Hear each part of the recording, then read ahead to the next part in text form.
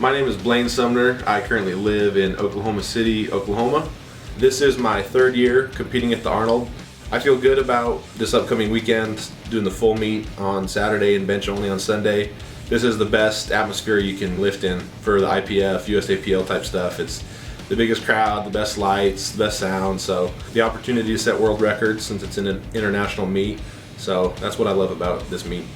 My main goal for the meet was to just win the prize money, stay healthy, and come out of it alive. So I pulled a really smart move with my squat. I just decided to open up with what is normally my last warm-up of 937. So 937 is usually the last number I hit in the warm-up room before going out for an opener. But since there wasn't going to be anybody close to me for the money, I just wanted to make sure that I had it locked up. So I opened with that 937 and smoked it easily as it should go, and got 3 white lights on the squat, so really pumped about that. Then jumped to 1,047 pounds, walked it out.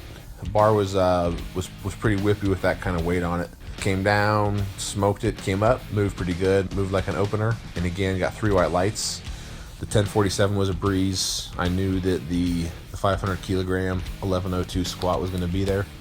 The unfortunate thing with the IPF, we are using 20 kilogram bars for all the lifts. It has to be the same bar for all lifts, and it's generally a very stiff bar, but being 20 kilos, once you get really much over 1,000 pounds, they start to whip really bad, and that's what nearly killed me on this 1102 squat. I literally thought I was going to die about 4 different times during the squat. On the walkout, it does something called oscillation, and not necessarily an up and down bar whip, but it oscillates back and forth because it's so heavy out at the ends. So honestly, the hardest part of the squat when the bar starts to do that is just keeping your balance. As soon as I started the descent, it started to whip back and forth on me really bad, and I kind of stalled about a quarter of the way down because I was losing my balance. So recaught my balance and really sunk it down there, and as soon as I reversed it, it continued whipping back and forth on me really bad. And the scary thing is, at that point, it's not a matter of trying to squat the weight up, it's a matter of trying to keep your balance and not die. And squatting this 500 kilograms was absolutely, without a single doubt in the world, my absolute proudest moment in the history of my powerlifting career. It's been a number that has absolutely been on my mind for years and years and years, and for it to finally come together and hit it in a big meet with an insane crowd, insane atmosphere, all the big name people in our sport there was absolutely mind-blowing and just awesome. My bench press opener was going to be 827 pounds. I decided to just open raw because something goes wrong with the shirt and I don't get a bench in, then that completely cancels out the 500 kilogram squat. So opened raw with 474. That's even less than what I opened with in a raw meet. Just didn't really matter what I did. I just need to get a number on the board to absolutely lock in the 1,102 pound squat. Ran into the warm-up room really quick, threw my shirt on in about a minute, and went straight to 717 pounds and took it down to about a 1 board and pressed it up.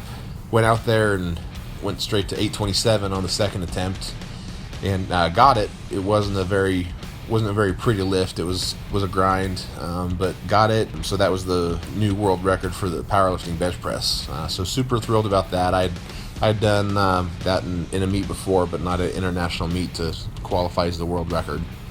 Took an absolute massive jump all the way up to 885 pounds, which I ended up getting, and I think a little bit cleaner than the 827. I really didn't have enough reps to set the shirt in. I just went from 717 to 827, and that 885 was also the most weight that's ever been bench pressed in IPF history. So once I got that third bench press in, I knew that I absolutely had the world record total on lockdown. Just being, again, super duper safe on the deadlifts. So dropped the deadlift opener from about 717 or 739 all the way down to 672 to just lock it in.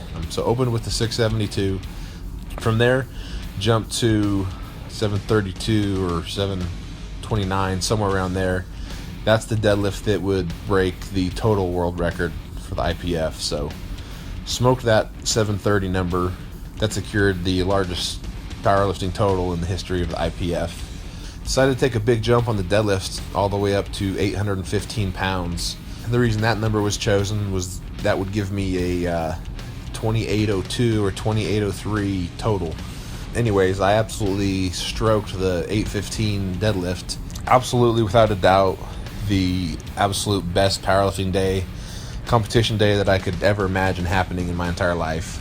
Went 9 for 9. It was insane lifting at the Arnold. It's the greatest atmosphere I've lifted in as a power lifter. The lighting, the music's great, and when you get up on that platform and you look out and you just see a couple hundred people with all their phones in the air and chanting, yelling, it's absolutely awesome experience. Mark Bell made it just an insane meet. He's an incredible person. He's great for the sport, great personality, and really helping the USAPL and powerlifting in general grow. So could not have asked for a better day. And that's all. Signing out.